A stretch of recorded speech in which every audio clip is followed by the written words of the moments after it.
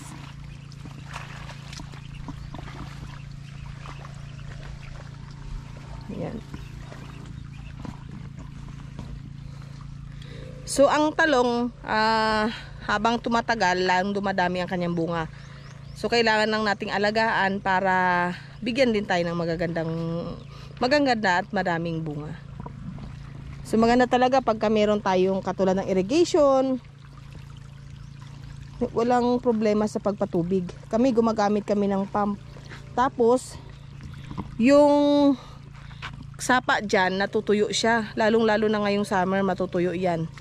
So, kailangan namin magpatayo ng water pump talaga para sa aming gulayan.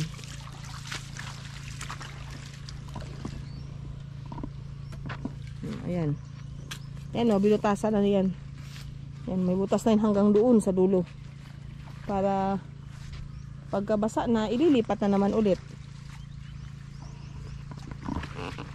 So, ayun guys. Thank you. Bye-bye.